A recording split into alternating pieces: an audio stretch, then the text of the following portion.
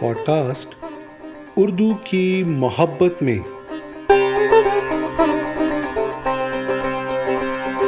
Episode 9 नवीं किस्त। सलाम, आदाब, नमस्ते, सत श्री अकाल। रात के 8 बजे हैं। मैं देव हिंदवी आप सबका अदब और सुखन की इस महफ़िल में इस्तकबाल करता हूँ और खुशामदीद कहता हूँ। उर्दू की इस महफ़िल में आपसे मुलाकात होगी, बात होगी हर शुक्रवार और शनिवार, यानी हर जुमे और हफ्ता रात 8 बजे। हम बात करेंगे हर उस बात पर जो बात उर्दू से जुड़ी हो, चाहे वो शायरी हो या लिटरेचर, तारीख़ हो या लतीफ़े या कुछ और। ये तय है कि बात मज़ेदार होगी, ऐसी बातें जो दिल को छू जाएं और लंबे अरसे तक याद आती रहें और दिल को गुदगुदाती रहें।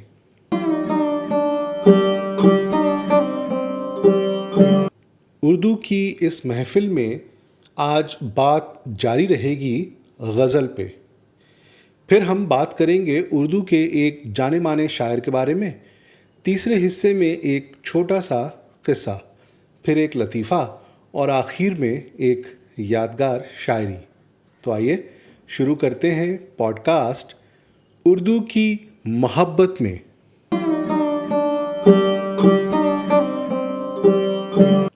गज़ल के बारे में हम पिछले पॉडकास्ट में जो कुछ बयान कर चुके हैं, बात वहीं से आगे बढ़ाते हैं। हम बात बहर की कर रहे थे। बहर क्या है? बहर शेर की लंबाई को मापने का एक तरीका है, ज़रिया है। बहर मोटे तौर पे 3 तरह की होती हैं: छोटी बहर, दरमियानी बहर और बड़ी बहर। अब इनके बाद और बहुत सी बहरें हैं, मगर 19 किस्म की बहरें ज़्यादातर काम में लाई जाती हैं। एक मिसाल देखिए, कोई उम्मीद बर नहीं आती, कोई सूरत नज़र नहीं आती, आगे आती थी हाल दिल पे हंसी, अब किसी बात पर नहीं आती।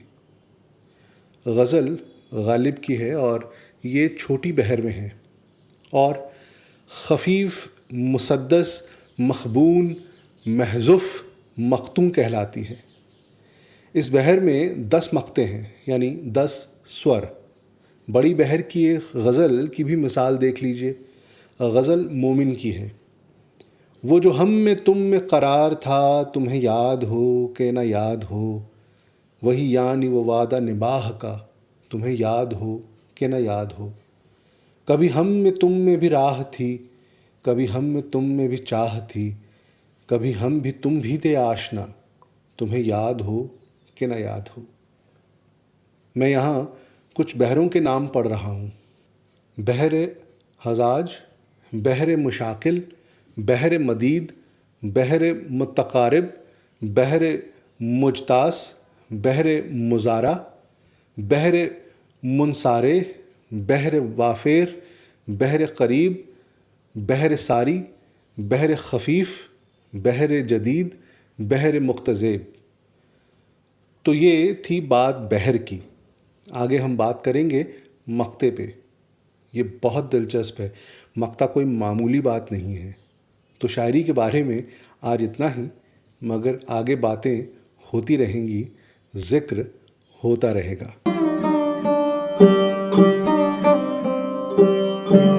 पॉडकास्ट के इस हिस्से में हम आज बात करेंगे उर्दू के एक अजीम शायर अब्दुल हमीद अदम के बारे में। अब्दुल की शायरी रवायती है। वो क़वायद की रवायतों के मुताबिक बहर और काफ़िया बंदी करते हैं। अमीरों को एज़ाज़ व इक़बाल दो, अमीरों को एज़ाज़ व इक़बाल दो, गरीबों को फिरदौस पे टाल दो। अदम 1909 में पैदा हुए थे। वो बुलंद और इश्ताल अंगेज़ तौर के रहे। بہت کچھ بڑھیا آدم کی شاعری کے نام ہیں، ان کی کئی کلیات شائع ہوئی ہیں۔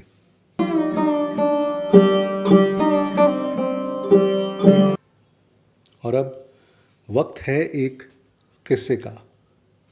آج کا قصہ پھر سے لکھنؤ کے کھانوں کا ہے۔ آئیے قصہ سماعت فرمائیے۔ ایک نواب صاحب تھے۔ لکھنؤ کے تمام نوابوں کی طرح وہ بھی فن کے قدردان تھے۔ ان کے یہاں تمام لوگ دور دور سے آتے اور اپنے فن کی نمائش کرتے، کچھ انعام پاتے، کچھ نوکری پا جاتے۔ تو یوں ہی ایک بار نواب صاحب اپنے دربار میں تھے اور تمام لوگ وہاں موجود تھے۔ تبھی ایک آدمی وہاں آیا۔ نواب صاحب کو سلام کر کے اس نے کچھ عرض کرنے کی اجازت چاہی۔ کہنے کا حکم ہوا تو اس نے عرض کیا کہ وہ ایک خانسامہ ہے اور نواب صاحب کے یہاں نوکری چاہتا ہے۔ نواب صاحب نے پوچھا کہ بھائی کیا کیا پکا لیتے ہو اور کیا خاص پکا لیتے ہو جو تمہیں نوکر رکھا جائے؟ اس نے عرض کیا کہ جی ماش پکا لیتا ہوں۔ ماش یعنی ماہ کی دال۔ نواب صاحب بولے اچھا اور کیا کیا پکا لیتے ہو؟ اس نے کہا جی اور کچھ نہیں، بس ماش ہی پکاتا ہوں۔ سن کر نواب صاحب حیران تو ہوئے، مگر کچھ سوچ کے کہا کہ ٹھیک ہے، تمہیں نوکری پہ رکھا جاتا ہے، تم باورچی خانے میں چلے جاؤ، ہم اطلاع کرائے دیتے ہیں۔ مگر اس آدمی نے کہا کہ حضور نوکری کے لیے میری 2 شرطیں ہیں۔ سارا دربار حیران ہو کر رہ گیا، یہ کیا کہہ رہا ہے؟ مگر نواب صاحب نے کہا کہ ٹھیک ہے کہو۔ اس نے کہا پہلی شرط یہ ہے کہ جب بھی آپ کو ماش کھانے کی طبیعت ہو تو ہی آپ مجھے طلب کریں، میں یوں ہی نہیں پکاؤں گا۔ نواب صاحب نے کہا ٹھیک ہے۔ دوسری شرط یہ کہ جب میں آپ کو اطلاع دوں تو آپ فوراً اسے کھا لیں۔ نواب صاحب نے ٹالنے کی غرض سے ہاں کہہ دیا۔ مہینوں گزر گئے۔ ایک دن نواب صاحب کو یاد آئی کہ وہ ایک ماش پکانے والا آیا تھا۔ اسے طلب کیا گیا۔ اس نے جاتے جاتے دوسری بار شرط کی یاد دلائی اور چلا گیا۔ کچھ وقت بعد اس نے آ کر کہا کہ حضور ماش تیار ہے، آپ دسترخوان پر تشریف لائیں۔ نواب صاحب نے کہا کہ آتے ہیں، مگر وہ اپنے مصاحبوں میں مصروف تھے سو بھول گئے۔ اس نے دوبارہ آ کر عرض کیا، مگر نواب صاحب پھر نہیں گئے۔ کچھ دیر بعد نواب صاحب کو یاد آیا تو انہوں نے چلنے کے لیے کہا۔ پہنچے تو وہاں کچھ نہیں تھا۔ ایک کارندے نے کہا حضور وہ آپ کو 2 بار بلانے گیا تھا، جب آپ نہ آئے تو وہ ماش کی ہانڈی باہر ایک ٹھونٹ پر پلٹ کے یہ کہہ کے چلا گیا کہ میں نوکری چھوڑ کر جا رہا ہوں۔ نواب صاحب ناراض تو ہوئے مگر چپ رہ گئے۔ کچھ دن بعد جب وہ باہر آنگن میں ٹہل رہے تھے تو مالی کو پکارا۔ انہوں نے مالی سے پوچھا کہ اس ٹھونٹ کو کاٹ دیا کیا؟ مالی نے کہا کہ جی نہیں، یہ وہی ٹھونٹ ہے جو اب ہرا ہو گیا ہے، کوئی اس کی جڑ پہ پکے ماش کی ہانڈی الٹ گیا تھا۔ نواب صاحب بڑے حیران ہوئے۔ اس آدمی کو ڈھونڈوایا گیا مگر وہ پھر کہیں نہیں ملا۔ ایک تھے جمراتی، شہدے تھے۔ آپ نے شہدوں کے بڑے قصے سنے ہوں گے مگر ایسا قصہ کبھی نہ سنا ہوگا۔ مگر وہ قصہ پھر کبھی۔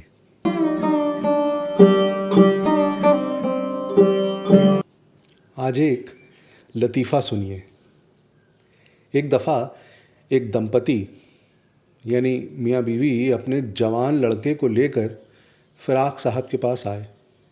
انہوں نے عرض کیا کہ ہمارا لڑکا کچھ دیوانہ ہو رہا ہے، ہر وقت ودھواؤں کے بارے میں بات کرتا ہے، نہ کھاتا ہے نہ پیتا ہے، بس ایک ہی بات کہتا ہے کہ مجھے ودھواؤں کا سنتاپ ستا رہا ہے، مجھے ان کے لیے کچھ کرنا ہے۔ کچھ سیانوں کا کہنا ہے کہ اس کی شادی کر دیجئے، یہ ٹھیک ہو جائے گا۔ بات بے ڈھب سی تھی مگر فراق نے کہا کہ اسے اندر بلا لیجئے، میں سمجھانے کی کوشش کرتا ہوں۔ فراق نے لڑکے کو سمجھانے کی بہت کوشش کی کہ بیٹا ماں باپ کی بات مان لو، سب پریشان ہیں، کچھ اپنی حالت دیکھو، مگر لڑکا ٹس سے مس نہ ہوا۔ آخر فراق نے کہا کہ اچھا شادی کر لو۔ لڑکا بولا میں صرف ودھوا سے شادی کروں گا۔ فراق کو غصہ آ گیا، وہ بولے تم شادی کر لو، بس جو حال تمہارا ہے ودھوا تو وہ اپنے آپ ہی ہو جائے گی۔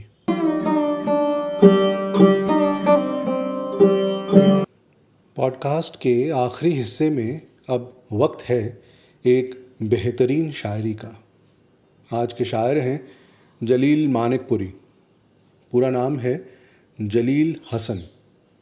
آج ان کی ایک غزل پیش ہے، ملاحظہ فرمائیے۔ عرض کیا ہے، بات ساقی کی نہ ٹالی جائے گی، توبہ کر کے توڑ ڈالی جائے گی۔ بات ساقی کی نہ ٹالی جائے گی، توبہ کر کے توڑ ڈالی جائے گی۔ آتے آتے آئے گا ان کو خیال، جاتے جاتے بے خیالی جائے گی۔ بے سبب اپنی جگر کاوی نہیں، عشق کی بنیاد ڈالی جائے گی۔ اے تمنا تجھ کو رو لوں شام وصل، اے تمنا تجھ کو رو لوں شام وصل، آج تو دل سے نکالی جائے گی۔ فصل گل آئی جنوں اچھلا جلیل، فصل گل آئی جنوں اچھلا جلیل، اب طبیعت کیا سنبھالی جائے گی، اب طبیعت کیا سنبھالی جائے گی۔ بڑی خوب غزل ہے۔ سامعین، اس پوڈ کاسٹ کا مقصد ہے ان تمام لوگوں سے جڑنے کا جنہیں اردو سے محبت ہے، جنہیں شاعری سے لگاؤ ہے، جو ادب اور آداب میں دلچسپی رکھتے ہیں۔ یہ پوڈ کاسٹ یوٹیوب چینل دیو ہندوی پر بھی آپ پا سکتے ہیں۔ جلد ہی یہ آئی ٹیونز پر بھی ملے گی۔ اگر آپ کو یہ کوشش پسند آئی تو اسے لائک ضرور کیجیے گا اور کمنٹس میں اپنے خیال بھی ظاہر کیجیے گا۔ اس سے اس پوڈ کاسٹ کو بہتر بنانے میں مدد ملے گی۔ بھول مت جائیے گا، ہمیں انتظار رہے گا۔ اور ہاں، اگر آپ کو کوئی بات، لفظ یا معنی سمجھ میں نہ آ رہا ہو تو آپ یوں کر سکتے ہیں۔ اگر آپ اسے یوٹیوب پر سن رہے ہیں یا فیس بک پر سن رہے ہیں تو نیچے تبصرے یعنی کمنٹ کے لیے جو جگہ ہے وہاں پر اپنی بات لکھ دیں، آپ کو جواب ملے گا۔ اور ہاں، پیج اور چینل کو پسند یعنی لائک کرنے کی عنایت بھی ضرور فرمائیے گا۔ تو خواتین و حضرات، اب وقت ہے آپ سے اجازت لینے کا۔ آپ خوش رہیں، سلامت رہیں، خدا محفوظ رکھے ہر بلا سے۔ تو دیجیے دیو ہندوی کو اجازت، پھر ملاقات ہوگی، پھر بات ہوگی اگلے ایپیسوڈ میں ٹھیک رات 8 بجے۔ تب تک کے لیے شب بخیر۔